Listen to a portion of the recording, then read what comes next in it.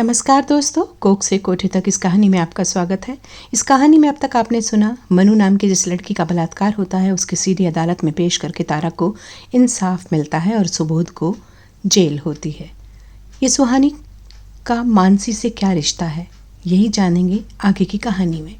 मानसी अपने अंतर्द्वंद से जूझ रही है। क्या ये लड़की सुहानी मेरी ही बच्ची है? क्या ये यूनिवर्स, ये प्रकृति मुझे इससे मिलवाना चाहती है? मानसी का अंतर्द्वंद बढ़ता जा रहा था। इतने बड़े शहर में, इतनी सारी बिल्डिंगों के समंदर में, इतने सारे लोगों की भीड़ से होते हुए इसका मुझसे यूं मिलना महज इत्तेफाक नहीं हो सकता। और मेरा दिल क्यों इसकी ओर खिंचा चला जा रहा है? उसकी ज़िंदगी की कहानी सुनकर मुझे ऐसा क्यों लग रहा है कि जैसे इस सब के लिए मैं दोषी हूँ। मुझे किसी अनजान के लिए इतनी तड़प, इतनी सहानुभूति पहले कभी महसूस नहीं हुई। फिर सुहानी के लिए मैं इस कदर क्यों परेशान हो रही हूँ? मानसी के दिल और दिमाग में जैसे कहासुनी होने लगी थी। क्या रिश्ता है मेरा उससे? दिमाग ने प्रश्न किया। तेरा ही अंश है। अरे बेटी है वो तेरी, दिल ने प्यार से बोला। नहीं नहीं, बिना वजह किसी अनजानी लड़की से यूँ रिश्ते नहीं बनाने चाहिए। हो सकता है तुझे कोई धोखा दे रहा हो। अरे नहीं, ये मासूम सी दिखने वाली बच्ची भला मुझे क्या धोखा करेगी? उसके साथ तो पूरी ज़िंदगी में सिर्फ धोखा ही हुआ है। अनजाने लोगों पर भरोसा मत कर, ये बहरूपिये होते हैं, दिमाग सख्ती से बोला। अगर ये मेरी कोई नहीं है तो ये मेरे जैसी हूबहू मेरे जैसी कैसे है? उसका चेहरा, उसके बात करने का तरीका, शरीर की बनावट, उसकी मुस्कुराहट, सब कुछ तो मेरे जैसी ही है। आखिर क्यों है वो मेरे जैसी? अरे यह इत्तेफाक भी तो हो सकता है। बहुत सारे लोगों की शक्ल एक दूसरे से मिलती है। और वैसे भी कभी सुना नहीं क्या ईश्वर ने हर चेहरे का जोड़ा बनाया है? यह सिर्फ एक इत्तेफाक है और कुछ नहीं। तो फिर उसने जो मुझे कहानी सुनाई उसमें मनु नाम की लड़की का जिक्र आया है और उसका भी बलात्कार ही होता है। तो क्या वो भी झूठ है? मैं उसकी सूरत को झुठला भी दूं तो मैं उसकी कहानी का एक हिस्सा हूँ। ये भला कैसे हो सकता है? वो मेरे बारे में कुछ नहीं जानती, लेकिन उसकी कहानी में मैं हूँ और उसकी कहानी मेरी कहानी से कनेक्ट हो रही है, जो सच है, जिसे मेरे अलावा और कोई नहीं जानता। हे मेरे प्रभु, इतने सालों बाद तुझे मुझ पर दया आ गई। कितना रोई हूँ मैं अपनी बच्ची को याद करके। मेरे पिता भी इस मासूम की हत्या के अपराध बोध में हार्ट अटैक का शिकार हो गए, क्योंकि उन्होंने यह काम जिसे सौंपा था उसने तो आखिर में यही बताया था कि उसने उस बच्ची का खात्मा कर दिया हमेशा के लिए। लेकिन आज लगता है वो भी उस नन्ही बच्ची को नुकसान नहीं पहुंचा पाया होगा। उसके हाथ कांप गए होंगे, तभी तो जिंदा छोड़ दिया। और आज वो इतनी बड़ी होकर मेरे आंखों के सामने आकर खड़ी हो गई। कितना कष्ट हुआ होगा उसे, और भी न जाने क्या क्या हुआ होगा उसकी ज़िंदगी में। आंखें बंद करके बुदबुदा उठी मानसी। पापा, हम एक शहर और नहीं छोड़ सकते थे क्या अपनी बच्ची के लिए? लेकिन आपने सिर्फ अपनी बेटी के बारे में ही सोचा, मेरी बेटी के बारे में नहीं। उसे दिल पक्का करके किसी गैरों के हवाले, अनजानों के हवाले कर दिया। मानसी के गालों पर आंसुओं की 2 बूंदें बहकर निकल गईं। काश आप मुझे मेरी बच्ची से जुदा न करते पापा, तो कम से कम उसका अब तक का जीवन इतना दर्दनाक ना होता।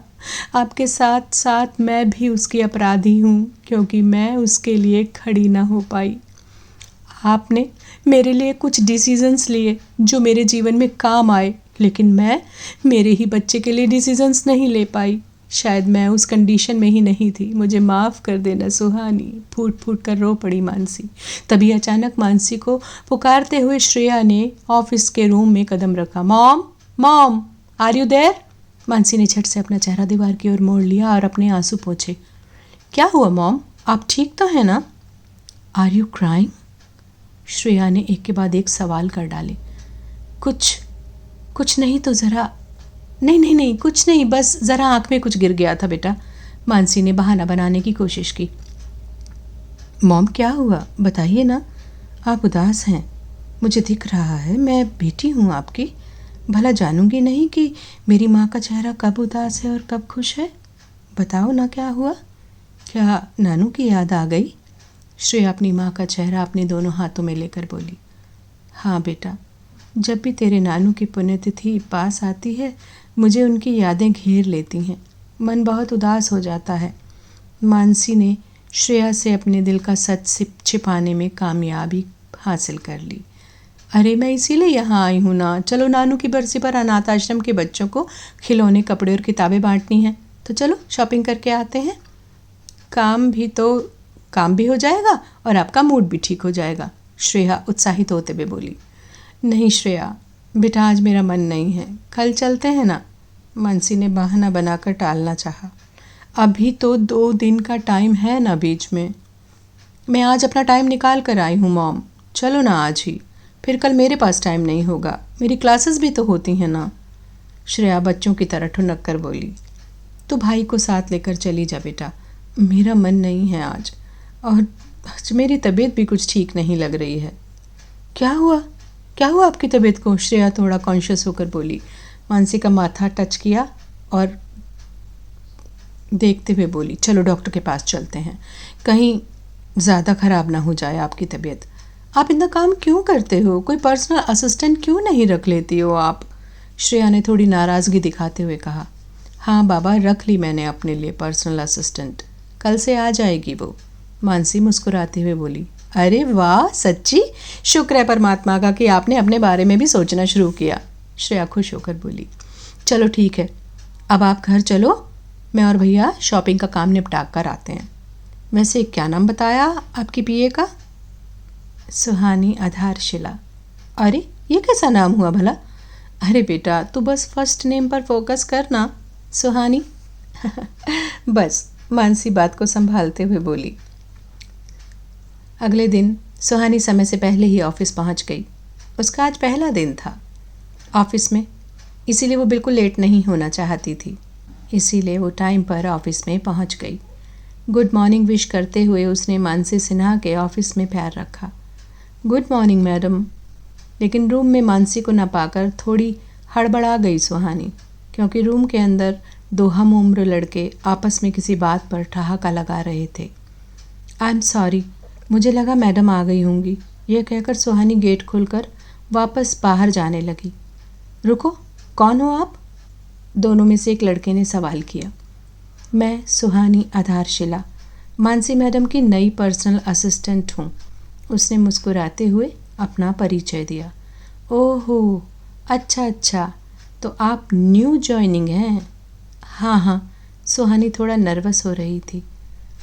आप वहाँ जाइए, उनमें से एक लड़के ने कोने में छोटे से केबिन की ओर इशारा करते हुए कहा। वो सीट है आपकी। जी ओके। सुहानी सिर झुकाकर चुपचाप उस कोने की ओर बढ़ गई। सुहानी मन ही मन सोच रही थी कि आज वो अपने बॉस के साथ बहुत अच्छा दिन गुजारने वाली थी।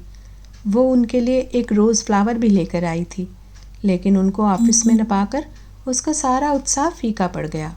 अंदर ही अंदर से थोड़ी बुझ सी गई सुहानी, मन ही मन बुदबुदाई। पता नहीं कौन लड़के हैं ये, मैडम के ऑफिस में हैं तो ज़रूर मैडम के करीबी ही होंगे। हो सकता है मानसी मैडम का बेटा हो, लेकिन उनका तो एक ही बेटा है ना, फिर ये दूसरा कौन है? जाने देना सुहानी, मेरी बला से कोई भी हो, मुझे क्या करना है, मुझे तो अपना काम देखना है बस। लेकिन मैं काम करूं तो क्या, ये मुझे कौन बताएगा? मैडम होती तो उनसे पूछ भी सकती थी, इनसे क्या पूछूं? मैडम को पता नहीं क्या हुआ होगा जो वो आज ऑफिस नहीं आई। अकेले बैठी सुहानी खुद से ही सवाल जवाब किए जा रही थी। इनसे पूछकर तो देखो सुहानी। वो हिम्मत करके उठी। नहीं, इन लोगों से क्या पूछना, मुंह बनाकर फिर बैठ गई। अरे अगर उनमें से कोई एक उनका बेटा हुआ तो उनके बारे में पूछना तो बनता है ना। हाँ बनता तो है। सुहानी अपने केबिन से बाहर निकल कर आई और सफ़ेद रंग के सूट में आज वो बहुत खूबसूरत लग रही थी। बाहर आकर बोली, सर क्या मैं जान सकती हूँ कि मैडम आज ऑफिस आएंगी या नहीं? सुहानी ने झिझकते हुए पूछा। नहीं, अपनी हंसी रोकता हुआ रजत झट से बोला। नहीं जान सकती आप? क्या मतलब? सुहानी हैरानी से बोली। अरे हिंदी में तो बोला मैंने, समझ नहीं आया आपको? बताओ, इतनी सी बात समझ नहीं आई तो आप इतने बड़े ऑफिस का काम कैसे संभाल पाओगी? रजत शरारत के मूड में उससे पंगे ले रहा था। शट अप रजत, अरमान ने उसका हाथ दबाते हुए उसे रोकना चाहा। मिस सुहानी, आप, इससे पहले कि अरमान अपनी बात ख़त्म करता, सुहानी को रजत की बात पर गुस्सा आ गया। वो अरमान की बात को बीच में काटते हुए बोली, देखिए मिस्टर, मैं ऑफिस का काम समझ पाऊँ या ना समझ पाऊँ, यह बात तो बात की है। पहले मैं यह समझना चाहती हूँ कि आप दोनों लोग कौन हैं और यहाँ इस ऑफिस में क्या कर रहे हैं। क्योंकि मैं मैडम की पर्सनल असिस्टेंट हूँ तो मेरा ये जानना बेहद ज़रूरी है। क्या मैं आपका परिचय जान सकती हूँ कि आप दोनों कौन हैं? नहीं, आप ये भी नहीं जान सकती कि हम कौन हैं। रजत को सुहानी को यूं गुस्से में देखकर मज़ा आ रहा था। वो लगातार अपनी हंसी को रोकने की कोशिश कर सीरियस दिखने की पूरी कोशिश कर रहा था। क्या मतलब है आपका? मैं क्यों नहीं जान सकती भला? अगर मैं मैडम की पर्सनल असिस्टेंट हूँ तो मेरी भी कुछ जिम्मेदारी बनती है। जिम्मेदारी बनती है कि नहीं, मेरा ये जानना बेहद ज़रूरी है कि आप दोनों कौन हैं और उनके ऑफिस में क्या कर रहे हैं। मैं मेरी ड्यूटी अच्छी तरह समझती हूँ। मैडम के एब्सेंस में मुझे सारी जानकारी होनी चाहिए, किस समय उनके ऑफिस में कौन आता है और कौन जाता है। मैं आपको नहीं जानती हूँ, तो या तो आप मुझे अपना परिचय दें, अपने बारे में बताएं, या फिर मैडम के ऑफिस से चले जाइए। जब मैडम आ जाएं तब आइएगा। सुहानी उंगली से बाहर के दरवाजे की ओर इशारा करते हुए उनको देखते हुए थोड़ा सख्ती से बोली। ओ तेरे की, अरमान ये देखने में इतनी भोली भाली साधारण सी लगने वाली लड़की तो चिंगारी निकली। रजत हंसते हुए अरमान से बोला। रजत, शट अप।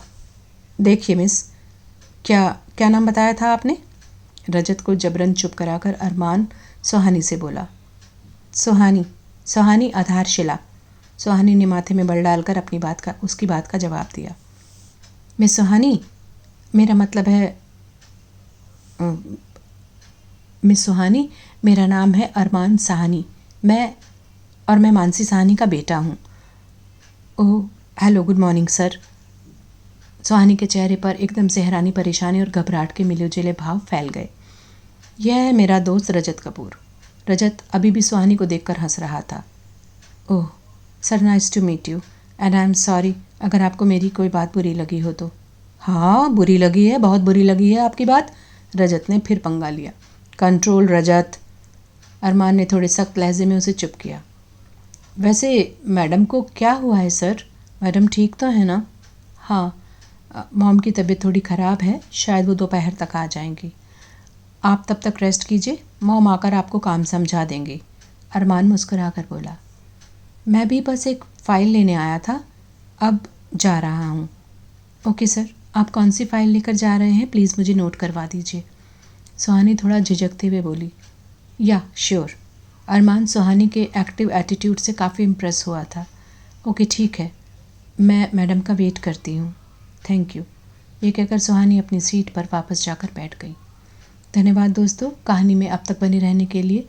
कहानी में इंटरेस्ट आ रहा है तो प्लीज़ लाइक, शेयर, कमेंट करना ना भूलिएगा और मेरे इस चैनल को सब्सक्राइब कर लीजिए मेरे साथ बने रहने के लिए। धन्यवाद।